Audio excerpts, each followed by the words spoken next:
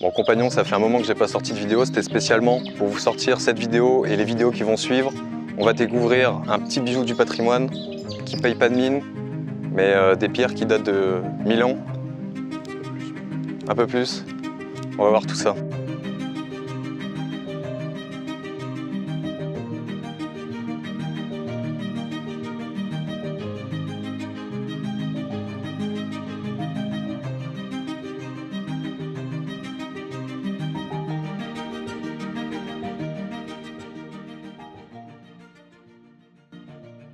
Cette série de vidéos, principalement, moi j'en avais un petit peu marre de pointer uniquement les choses qui n'allaient pas, etc. J'ai envie de montrer ce qu'il y a, ce qui reste, des pierres qui sont là depuis 1000 ans avec une histoire incroyablement chargée. Tu as découvert l'église Saint-Martin-le-Seul.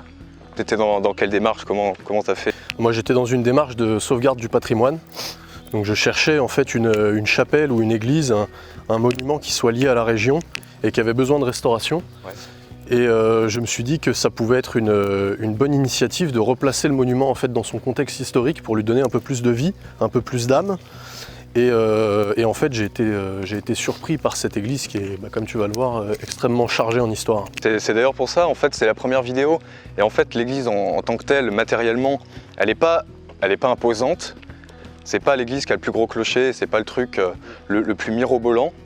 Mais en fait, je me suis renseigné par rapport à ta vidéo qui sera en description. Et finalement, la moindre église qu'on croise, elle est chargée d'une histoire. Enfin, je n'aurais pas imaginé une seule seconde.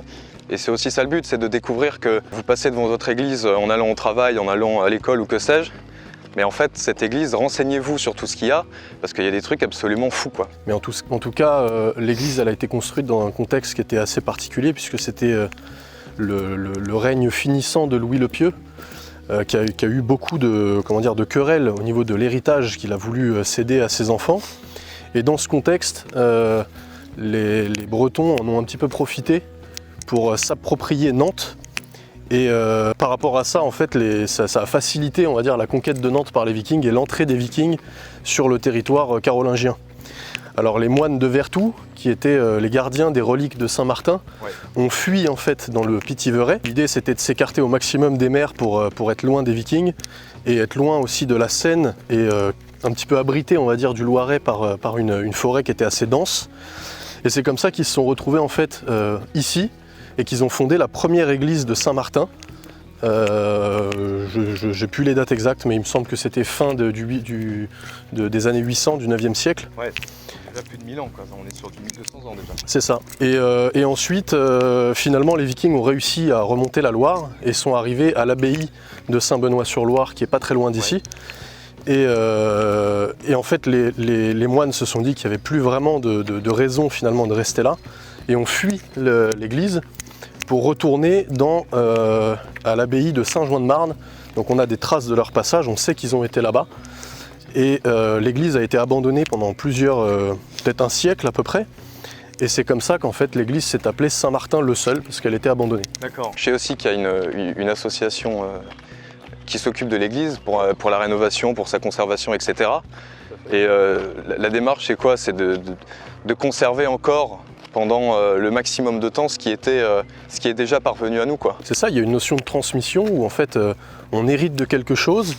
Et finalement, on a envie à notre tour de le retransmettre.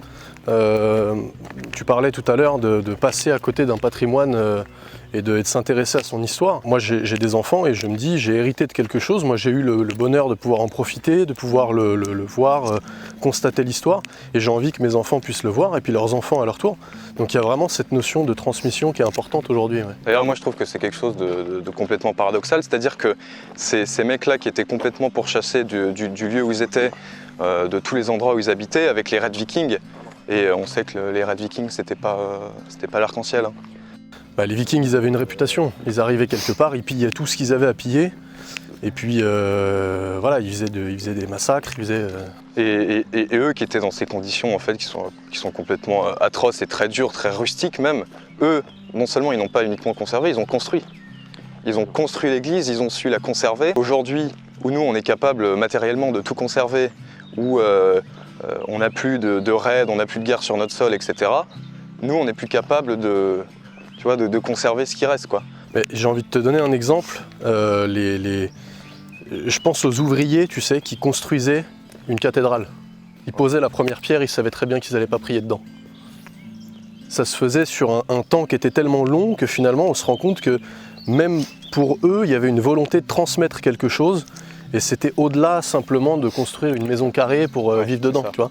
Il y avait vraiment cette notion de transmission qui était importante pour les générations passées. Moi, juste à côté de chez moi, j'ai une basilique qui a été construite en l'honneur de Saint-Mathurin. C'était vers le XIIe siècle, elle a été construite et là, ils ont mis 3 siècles à la construire. Ouais. Ça veut dire que même les 3e ouvriers, la 3e génération d'ouvriers, même eux, ils n'avaient même pas conscience du fait qu'ils allaient pouvoir en profiter à l'intérieur et tout, quoi. Donc tu vas voir, c'est une église qui ne paye pas de mine.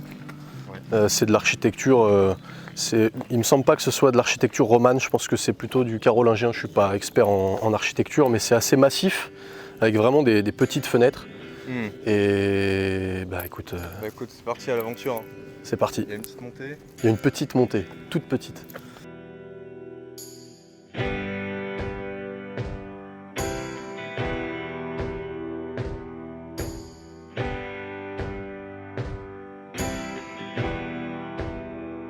Tu as plusieurs époques en fait qui se sont succédées. Au départ, c'était vraiment le cœur de l'église qui était l'oratoire et qui a été la première église fondée de Saint-Martin.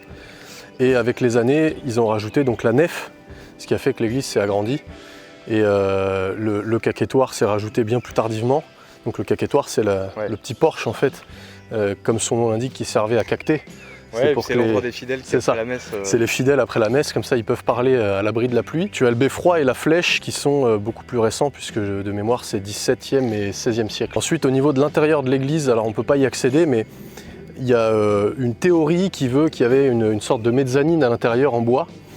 Et ça peut se justifier en fait par la position des fenêtres. Donc si tu vois bien, les fenêtres en fait elles sont un petit peu en zigzag. Ouais, c'est ça, elles sont pas droites, elles sont pas d'aplomb. Et si tu regardes la 3e fenêtre en partant de la gauche, tu as c'est un petit peu plus clair en fait au-dessus. Et ça nous laisse penser en fait que la fenêtre a été déplacée, qu'elle a été descendue. Et ce serait en fait pour laisser une place justement à cette fameuse mezzanine. On peut parler de la toiture en bâtière parce que c'est assez rare finalement.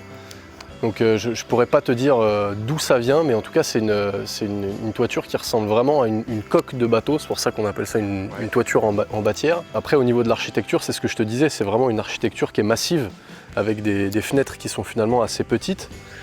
Faut comprendre qu'à l'époque on n'a pas les moyens techniques comme dans le gothique ou le gothique flamboyant où tu as des grandes ouvertures.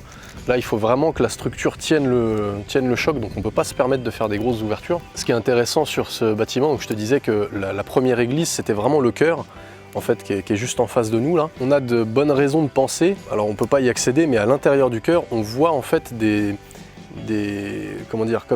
vestiges de portes qui donnaient en fait sur le côté qui est en face de nous. Et ces vestiges de portes sont des deux côtés et selon l'abbé Moufflet, donnaient sur ce qui s'appelle le prothésis et le diaconicum. Alors le prothésis, j'ai aucune idée de ce que c'est. Par contre le diaconicum, c'est un peu l'équivalent de la sacristie, c'était là où les diacres préparaient le vin et l'eau. L'abbé Moufflet dit que c'est une disposition qui est typiquement orientale. Et en fait c'est très intéressant parce qu'au Xe siècle, que le Saint Grégoire de Nicopolis, par rapport au contexte byzantin, il a été obligé de fuir. Et il a reçu un message divin qui lui a commandé d'aller jusqu'à Pithiviers et de rencontrer Dame Héloïse de Pithiviers qui était un petit peu je sais pas ce que c'était son titre de noblesse, mais c'était un petit peu l'aristocrate local. Et il lui a demandé de pouvoir occuper les lieux et c'est comme ça qu'il est revenu dans cette église. Et d'ailleurs son tombeau a longtemps été dans l'église. Et on a une porte qui est sur le côté là, que je peux te montrer. Donc on voit bien que c'est une porte qui est beaucoup plus récente parce que en fait si tu regardes toutes les ouvertures de l'église, elles ont j'ai pas les termes techniques, mais ça a une forme un peu d'ogive, tu vois, au bout.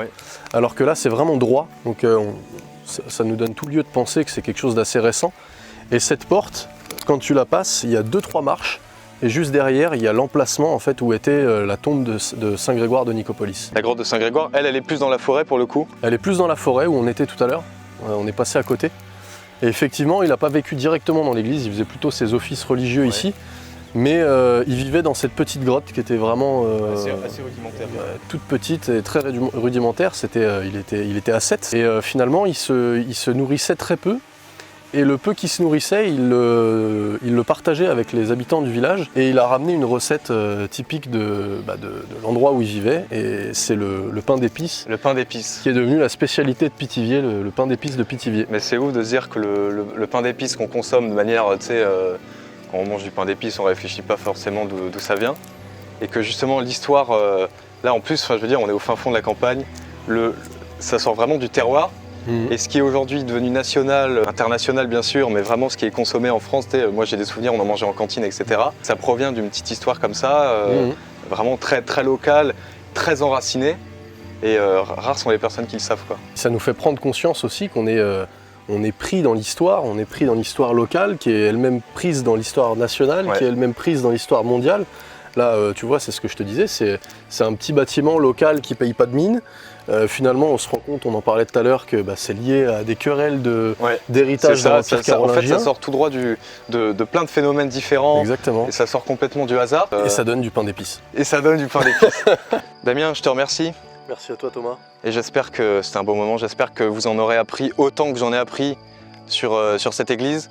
Et pareil, renseignez-vous sur les églises qui sont à côté de chez vous, que ce soit des abbayes ou quoi que ce soit.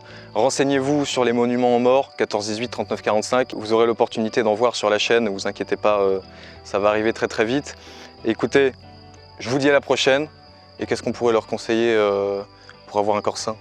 Manger du pain d'épices. Manger du pain d'épices et de Pithiviers surtout, de Pithiviers. Allez, à la prochaine.